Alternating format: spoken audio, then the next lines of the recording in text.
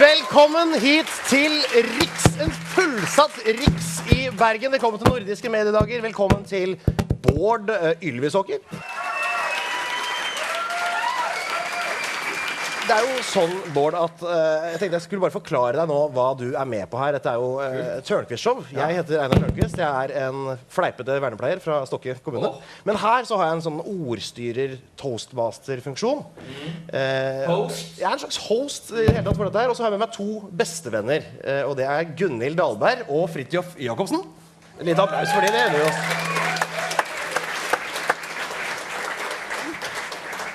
Så fin det ble med den. Look at who's the host now, Mr. Host.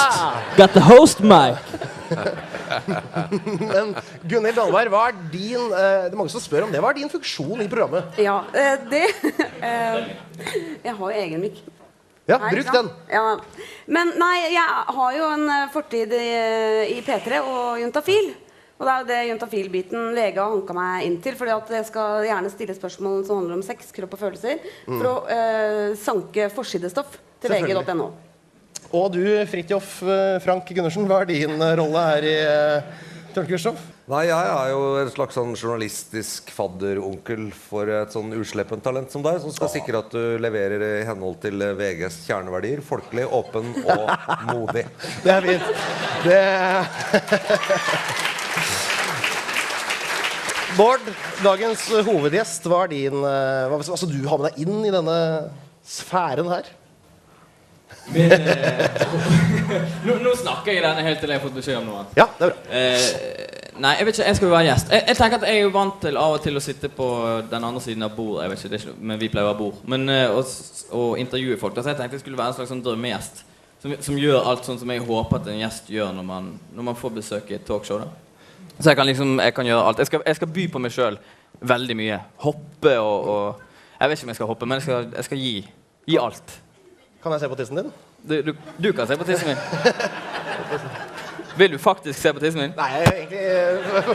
det sier mye om hva du har tenkt å by på. Jeg var åpen på det. Du har faktisk åpen smekk. Oi, der var kamera oppe med en gang, se på han. Slibrig, paparazzi. Ville sikre seg erigert penis. Det er Dagbladet, ikke det? Ja, det er tydelig. Men da er rollene avklart. Så da er vi på en måte i gang. Og nå er det jo utgangspunktet jeg som ønsker deg velkommen hit til Riks i Bergen. Men i utgangspunktet så burde jo du ønske meg velkommen. Dette er jo din by. Føler du deg mer hjemme enn du noen gang har følt deg på talkshow? Ja, det gjør jeg jo, sånn sett. Jeg synes det er jo både litt sånn stuefeeling, og det er hjemme i min by. Ja. Så det er stas. Er dette Bergens storstue? Det er vel Bergens stue. Ja, det er Bergens generelle stue. Er det Bergens dagligstue? En av mange stuer. Ja. Bergens foyer, tror jeg. Ja. Vi kan. Men du, hvor er broren din egentlig? Min bror vet jeg ikke. Det kan hende han er her. Jeg vet at konen til min bror skal være. Hun er veldig fan av meg, så da må han sikkert være med. Hun er en av mine største fans.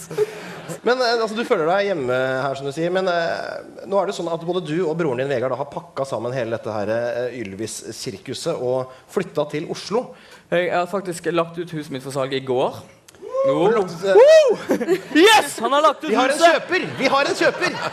Tenkte kanskje du, siden dette her da ligger ute på finn.no, kanskje du kunne da ta oss med en liten crib, welcome to my peke crib. Litt og vise oss litt hvordan det ser ut i dette huset ditt. Skal vi gå gjennom hele huset? Vi har jo de bildene her. Kan ikke du få se? Klarer du å komme deg bort dit? Her borte, ok. Nå er vi på hovedbildet da. Her. Dette er jo vinterhagen min da. Den er ikke jeg som har møblert. For dette er jo en sånn, hva det heter, sånn sygreie. Sydokke? Hvorfor er en sydokke der? Ja, det er ikke en byste i den forstand. Det er sånn du syr kostyme på. Jeg tror det har et damenavn, sånn tøydokke og annen navn. Men ok, så dette er litt kjedelig rom. Har dere flere bilder? Hvorfor har du ikke skrevet at det er Ylvis-hus? Ja, jeg ba om det, men de ville ikke skrive det. Det er ikke et veldig stort hus, det er ikke det. Nei, så der! Oi! Hva er dette? Dette er kjøkkenet mitt. Det er jo fint. Du ser noen oransje stikker opp akkurat her oppe. Her hadde vi batteriene våre da. Så her hadde vi liksom... Ja, det var ganske sånn nytidig. Det var AAA der, og så var det dobbel A der. Og så er det... Disse lyspærer, de to, de fikk min kone velge. Så det vet ikke hva som er oppi der. Men dette, du ser det sånn Duracell-farge oppå der. Veldig hendig sted å ha batterier i så måte. Kan vi få et bilde til? Det er der vi har koffertene. Det som litt enestående med dette bildet er at det på en måte 3 rom, men det 5 varmekabelkurser her. For å være helt... Jo, for dette jo gamlehuset, sant? Det gikk der, så vi har 1 kurs her, og så det 1 kurs der, og så det 1 kurs inne på TV-stuen. Men her det også todelt, på grunn av noen problemer i grunnen. Så du kan altså... I teorien da, så kan du ha det kaldt her, og jævlig varmt der. Og det jo litt fett, fordi at her jo 2 dører på en måte også, da. Så hvis du har en varm i huset, så kan han forholde seg til den siden og ha det litt sånn kaldt der, og så kan den andre ha litt sånn varme. Så vi har tenkt på alt. Skal vi gi oss med dette nå? Du kan komme tilbake til oss, kan komme tilbake til oss her borte. Vi skal jo snakke litt mer om det her, for det var jo sånn at da Bergen, det viste at Bergen skulle miste sine 2 godgutter til Oslo, så ble dette slått stygt opp, blant annet i Bergensavisen. Har vi det bildet fra Bergensavisen? Se på dette her. Hvordan føles det å være stjålet? Man føler jo at man tar på et sted som ikke har så mye å skrive om.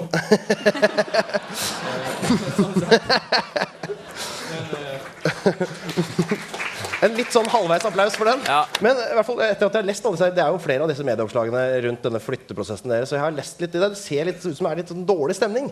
Så i dag tidlig, da jeg kom hit til Bergen, så dro jeg ut på gata, og så bare sjekket om liksom, den stemningen her var forankret hos den gjengse bergenser. Så kan vi se hvordan det gikk. Nå har jo Ylvis-brødrene fått av Bergen. Oppveksten har fått muligheter, de har blitt det de har blitt. Ja. Det et ord liksom, for å beskrive den følelsen du som bergenser har når de liksom... Ja, det kjipt. Altså, det jo her de blitt stor. Og så bare drar de. Nei, det jo en fortvilet situasjon, og det vil nok alle bergensere være enige med meg i. Nå har vi akkurat hatt frigjøringsdagen i går, 8. mai, og i dag får vi denne beskjeden. Det jo hårreisende at et så populært komikerpar og 2 sånne personligheter bare forsvinner fra denne byen. Både Elvis og Ylvis for meg bare noe tull. Både Elvis og Ylvis? Ja. Kan det kalles for illojalt? En smule. Men nå har de har jo flyttet til Oslo, de nå. Ja, det kan de godt gjøre for min del, for jeg interessert i kirkemusikk. Kirkemusikk? Og jeg veldig begeistret for ABBA. Kirkemusikk og ABBA. Går det an å drive på i den bransjen i Oslo og likevel bo i Bergen? Altså, jeg har hørt at man kan det. Tror du de har sitt hjerte i Bergen? Nei, jeg tror ikke det nå. Når de flytter til Oslo, så river det litt i hver og en kropp sin sjel i denne byen her. Det fortvilende, og det ja. Hvis du skulle beskrive det med ett ord, hvilket ord vil du bruke? Nei, nå jo forræderi et sterkt ord, men jeg vil jo gå så langt å kalle det for et forræderi mot Bergen by. Et forræderi? Ja, det synes jeg. Det på sin plass, ja. Et svik? Et svik, ja. Men hvorfor det så viktig at de skulle være i Bergen nå? Nei, det jo det at alle flytter jo fra Bergen, vet du. Alle disse moderne, de nye artistene og komikerne, alle flytter til Oslo, vet du. Ja. Så det mange som hissige på. Men det jo det som poenget. Det jo Oslo der penger. Har du sviktet Stokke fordi du jobber i Oslo? Det vil jeg si. Ja. Dette ble et langt intervju.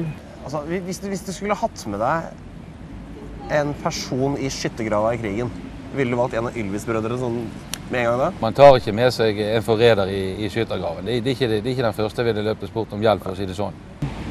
Men var du noe tilhenger av den musikken til Elvis, du, eller? Nei, jeg har aldri vært noen tilhenger av musikken til Elvis, men det jo enkelte låter som bra. Ja. Det det. Synes du det sånn med Ylvis også, at det noen enkelte låter som bra der? Eller Jeg aner ikke, jeg har aldri hørt på noe Ylvis. Jeg har bare sett i avisen at det står noe om Ylvis, og jeg aner ikke hva det for noe. Nei. Så, nei... Det like greit at de har flyttet til Oslo, nesten. Har de flyttet? Ja. Forræder. Ja. Hvordan det å bli kalt for forræder? Ja, det tøffe tak. Har du merket noen av de reaksjonene her selv? Jeg har merket det. Jeg hadde besøk her om dagen. Jeg jo hjemme om av og til, da, blant annet i forbindelse med hussalg og sånt. Og da stoppet det en bil i veikanten, og noen rullet ned vinduet og ropte ut: «Ja, så dere flytter!» Og det jo for så vidt greit, men det som alle bergenser på en måte har, som ingen kan ta fra dem, det at Kurten blir. Og det får vi i trynet hele tiden da. Ja, dere flytter, ja, Kurten blir nå. Han litt den typen. Så jeg tror han har litt flere stjerner enn vi har akkurat nå. Men du nevnte et eller annet med en bit for bit-historie her. For jeg tror dette har skjedd lenge. Jeg har faktisk vært en ivrig serie av bit for bit. Jeg har et veldig sånn kommersielt gen i meg. Alle musikere det, vet du. Og jeg husker at jeg så dere på Bit for bit, men det lenge siden. Og da var det noe med Bergenssangen som dere skulle synge. Ja, vi skulle synge Bergenssangen, men vi kan jo ikke Bergenssangen. Forræder. Ja, forræderi. Det ble jo en føljetong i avisen. Faen, så dere skal hakke på meg da. At jeg bare sier at jeg skal være drømmegjest og vil vise tissen og alt mulig, og så er det bare... Det journalistikkens essens. Vi tar opp det folk er opptatt av. Vi kunne ikke Bergenssangen, og det ble en sånn føljetong om at de kan jo ikke engang Bergenssangen. Hva faen? Ja, men kan du Bergenssangen nå? Det veldig lenge siden. Nei, kan ikke hele Bergenssangen. Jeg tok min nystemte sitar i hende. Jeg kan den faktisk, det blir dårlig TV. Vi kan godt gå videre i sendinga. Synes jeg gå videre? Jeg synes personlig at... Jeg har flere kort. Det var flere som var lei av det temaet. Ja, for det har jeg på det kortet her. Bård Ylvis Åker. Hei. Du jo for mange aller best kjent gjennom humorduoen Ylvis. Derav det navnet. Takk. Altså, dere har også et eget talkshow. Yep. Og i det talkshowet så lagde dere en gang en miniserie som het Big in Kirgisistan. Ja. Og det var altså dere prøvde å bli popstjerner i Kirgisistan. Ja. Hvorfor Kirgisistan? Hele konseptet med det var jo kanskje mer reelt enn folk faktisk trodde, men vi tenkte sånn, det hadde vært gøy å slå gjennom et eller annet sted utenfor Norge. Vi har ikke sjans i USA, og vi har egentlig ikke sjans noen andre steder. Vi prøver et sted der liksom listen så lav. Ja. Vi stikker liksom til et eller annet stan, og det var virkelig sånn fingeren på kartet-aktig. Samtidig som vi visste at ok, da får vi dekket reisen, så er det kult å reise et sted som litt sånn odd. Ja. Så vi endte opp der, av alle steder, og det jo det gøyeste jeg har gjort, tror jeg, i mitt liv. Du anbefaler det som reisemål, ikke sant? Ja, men helt oppriktig. Det gjør jeg faktisk. Man drar jo aldri et sånt sted, men her Jesus. Ikke si det for sikkert. Jeg tar en ferie nå. Men vi skal se et klipp fra den serien der, hvor dere da opptrer på det som God morgen Kirgisistan. Er det sånn å forstå? Ja, jeg tror det var noe sånt. Ja. Hva var det som skjedde i... Nei, altså, vi reiste jo ned og prøvde å få ting til å skje, og vi fikk jo faktisk i stand noen avtaler. Vi endte opp på frokost-TV, og vi skulle spille en låt som vi holdt på å lage der nede, og da endte vi opp med... Vi fikk et spørsmål rett før vi skulle på fint hvis dere spiller en poplåt fra Norge. Vi kunne ikke spille noen poplåt fra Norge, så bare vi så på hverandre, så bare, ok, vi må spille, og så bestemte vi oss for en låt, og det den sikkert vi ser på det. Can you sing a song on the Norway language? Yeah. Norway language. Norway language. Okay. Yeah. Of course. Yes. Siden vi ennå ikke har fått backingmusikken vår, har vi heller en norsk sang som vi håper vil fenge. Okay. Let's go.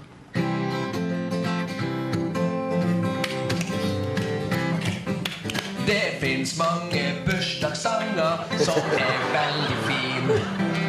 Men jeg vil at du skal få en som bare din. Så hurra for deg i dag, hurra, hurra for deg i dag. Og han Lampetus har bursdag, Lampetus har bursdag, Lampetus har bursdag, Lampetus har bursdag, Lampetus har bursdag, Lampetus har bursdag, Lampetus har bursdag, Lampetus har bursdag, Lampetus, Lampetus, Lampetus, Lampetus. Oh my God! Very good. Мы спели на норвежском, друзья. Я полагаю, что вы тоже Lampetus har bursdag. Надо запомнить, да. Fantastisk respons fra programlederne. Han fikk så fot, han programlederen. Ja, men virkelig, han var sånn, etter vi hadde gått av, da, så kom han løpende bort med iPaden sin, litt for å vise at han hadde en iPad, men også for å skrive ned kordene, sant? Og han var helt sånn labbet, og skulle ha kordene, og sto med gitaren og ville lære sangen, og vi hadde jo ikke hjerte til å si at det bare var en barne-TV-køddesang, sant? For da følte vi at vi køddet med dem, så vi sa at ja, en kjempeflott sang. Og hun damen, hun spurte liksom What does it mean? Og så tenkte jeg, fuck it means I love girls. Og så, ok, så kult. Og så spurte hun What is boys in Norwegian? Og, nei, det gutter. Og så gikk det en liten stund, og så kom hun tilbake. Og så når vi gikk, så hun meg sånn Lampetus gutter. Så det var magisk. Det var jo sånn at dere hadde jo en guide i Kirgisistan som het Ilya. Ja. Og vi har gått litt gjennom denne Twitter-kontoen hans. Og der fant vi en tweet som sier noe om kanskje i hvert fall hans bånd til dere. Jeg vet ikke om vi kan få opp den tweeten fra Ilya. Kan du lese den høyt selv? I love Bård and Vegard from Ylvis, but they fucking liar. Last show with episodes from Kyrgyzstan next week, but they didn't invite me to Oslo. Nei, fy søren. Hvorfor inviterer dere ikke Ilja til Oslo? Nei, det var litt vondt akkurat å se den meldingen der. Men han var en veldig livat fyr, for det første. La oss selge han opp. Han var jo akkurat det vi håpet å møte der nede. En slags ekte Borat. Ja. Og veldig elskverdig og sånne ting. Men 24 timer i døgnet, så blir det mye. Og alle substansene han ville at vi skulle prøve, og hele sirkus Ilja da. Ja. Jeg vet ikke om vi var helt sånn mentalt klare for å ta imot det på Gardermoen. Det er så bra med en fyr som har så høyt energinivå at Ylvis synes det blir slitsomt. Jeg synes vi er slitsomme. Nei, men dere har jo mye energi. Du sitter jo ved siden av han. Han er jo... Jeg tenkte du kanskje kunne hooke han opp med Jan Fredrik Karlsen. Ja, det vet jeg ikke. Sett Jan Fredrik Karlsen. Eller du, han ler jo veldig mye. Det er jo mye. Jeg ler veldig mye. Du har mye høyere energinivå du enn meg. Ja, men jeg sover veldig mye når jeg ikke er på TV. Da ligger jeg platt. Ja. Men på døra hans er det et evig renn av folk fra Turkmenistan. Så jeg har ofte lurt på når jeg ser på programmet ditt, om du klarer liksom, er du forberedt på at det kommer noe skikkelig mørkt en gang? For du er så glad. Veldig sånn jovial. Hvis jeg sier noe ordentlig, noe som er helt sant, altså, bestemoren min døde for ikke lenge siden. Ja, men det er helt sant. Ja. Man skjønner ikke at det er mørkt. Ja, det er helt sant. Okay. Nei, det var jo... Det er helt sant, og det er litt vondt for meg. Hvordan forholder du Men du hadde ikke skjønt det? Men forferdelig trist, mann. Ta en øl. Men du, da vi snakket med deg i forberedelsen til det showet her, så nevnte vi at vi hadde lyst til å ha en utegående reporter. Og da nevnte du at du hadde et forslag til hvem det kunne være. Og da nevnte du altså Eivind Landsverk. Ja. Og for de som ikke vet hvem Eivind Landsverk er, så er det altså programsjef i TV Norge. Han har på en måte vært din sjef de siste 5 årene. Går det an å si det? Ja, det kan man si. Og dette er ikke et valg som er basert på at vi skal lage god TV. Dette er mer sånn et slags hevnopplegg. Fordi at vi har jo måttet gjøre alt mulig dritt for den kanalen i det siste. Ja. Sparke folk og lugge og pisse og holde på. Så jeg tenkte at ok, nå er det payback. Det er rett og slett, du skal rett og slett gi litt regi her til din sjef. Hvis jeg får lov til det, så blir det...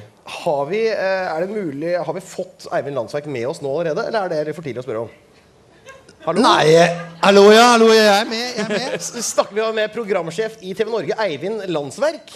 Jeg hører deg godt, Einar. Det er hyggelig, og du er altså ute i Bergens gater og stilt deg til disposisjon her?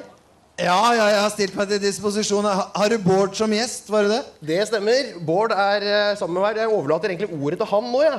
Hei, men Bård, bare før du begynner, jeg fant en pinne. Ja, det er fint. Den kan du bare ta med deg videre. Dette får vi bruk for.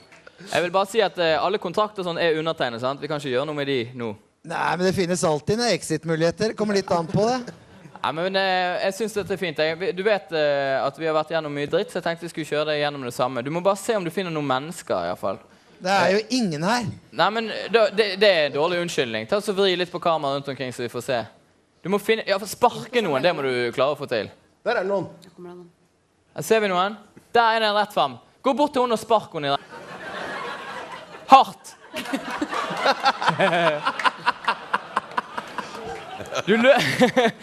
Du må ikke løpe vekk så fort. Du må bli stående litt sånn psykopat. Neste gang så sparker du, og så ser du litt sånn olm ut, og så stirrer det inn i øynene etterpå. Se om du finner noen flere. Der er det noen. Skal jeg gjemme mikrofonen? Gå bort til taxien, og så åpner du døren på taxien. Åpner døren, og så stikker du pinnen inn på dem. Prøv å gjemme deg. Gjem deg bak, sånn at han ikke ser deg. Åpner døren, så stikker du pinnen inn på han. Vent litt grann. Så, nå. Opp med døren, og så stikker du pinnen inn på tekstdøren. Faen, altså. Kom igjen! Nei, helvete! Kom igjen, kryp inntil. Stikker ordentlig med pinnen.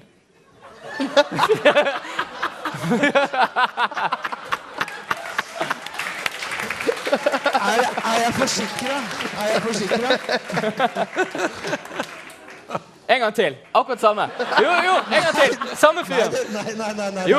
Bård, han var dritforbanna. Ja, men det går helt fint. Det er masse gode advokater i TV Norge. En gang til. Kom igjen. Nei, faen altså. Jo, kom igjen. Slå på ruten, da. Nei, det tør jeg ikke. Gå tilbake. Eivind. Gå tilbake. Slå på ruten. Bare slå en gang på ruten, og så ser du på den. Jo, kom igjen nå da! Kom igjen! Eivind! Eivind! Snu deg! Nei, faen. Løp etter han. Stikker bromsen. Ok, hun ja. Sånn ja. Og så stopper du, og så en gang til. Tilbake, og så roter du litt i håret på hun. Det andre gangen som er verst, det er det som er gøy. Kom igjen, rote litt i håret. Rote litt i håret. Og så ikke snu, bare fortsett å se hun inn i øynene etterpå. Sånn ja. Så ser du hun inn i øynene. Se hun inn i øynene! Ja, det er fint. Det er fint. Du har fri. Takk skal du ha. Eivind fucking liar Landsverk. Jeg er ganske modig til å være programsjef. Det er ikke så verst. Det er ikke så galt. Fy flate, ja. Vi får si takk til Eivind Landsverk. Fantastisk innsats.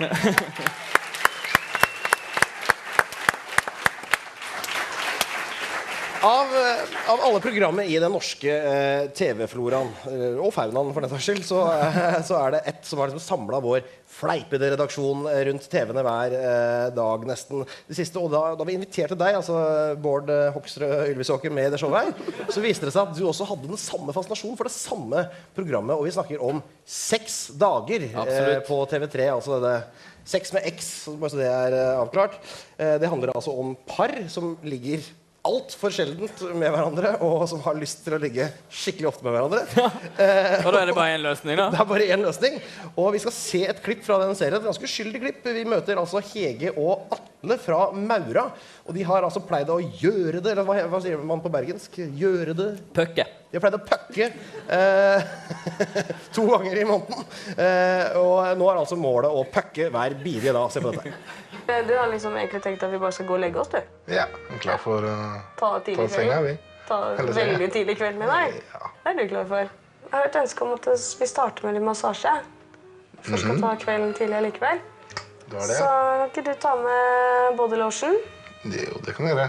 Så klargjør du litt på soverommet. Du vet jo hva jeg liker. Det vet jeg.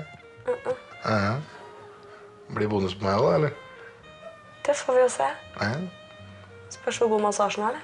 Vi får se da, hva vi får til. Det er så stikk, da. Ja, gjør det da. Ja. Ja. Gjør det bra nå da, Puss. Ja. Ja, fint. Bård, 2 spørsmål. A. Hvorfor ser du på dette programmet? Og B. Ser du på det sammen med din skjønne kone?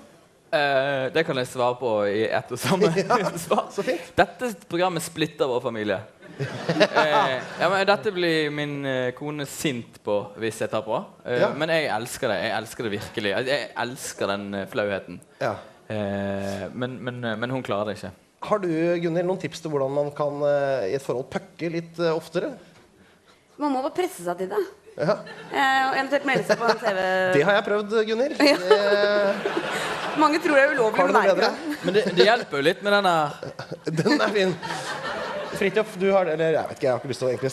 Du er sånn farsfigur for meg, vet du. Det er rart å snakke seksualfrekvens. Flytte til Oslo er et godt tips. Vet du, jeg tror vi heller tar inn Hege fra Maura. Ja, du er med oss på Skype, stemmer ikke det? Det stemmer. Der har vi Hege. En applaus for Hege fra Maura.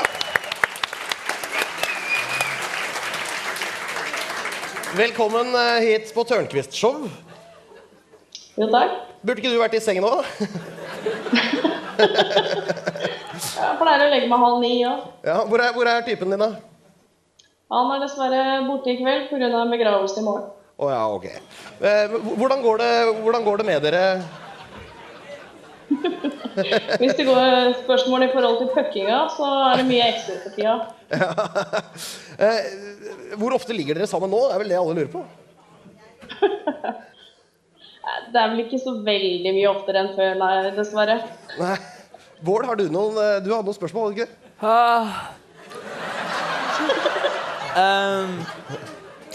Nei, jeg hadde tenkt å spørre frekvens. Jeg tenkte det er et safe spørsmål, men nå tok jo du det spørsmålet. Så jeg vet ikke. Pøkker dere på en ny måte? Er det nye triks? Bruker dere det dere har lært? Hva har man lært? Det er ingen som sa noe om hvor lenge man skal holde på, for eksempel. Så 2 minutter, 2 timer, det er jo litt... Hvor lenge holder dere på? Nærmere 2 minutter enn 2 timer, tror jeg.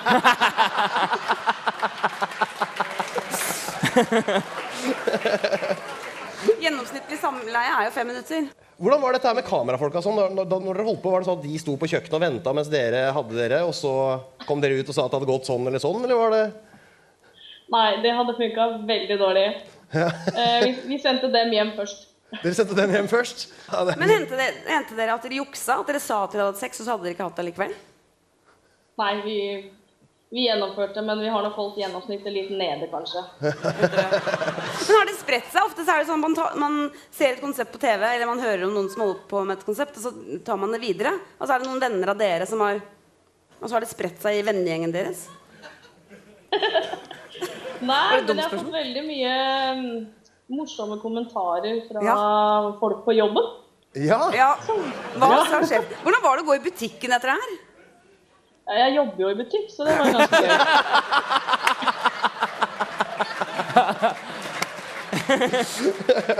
Vet du hva, jeg tror vi sier takk til deg, Hege. Fantastisk at du stilte opp. Takk skal du ha, Hege. Bare hyggelig.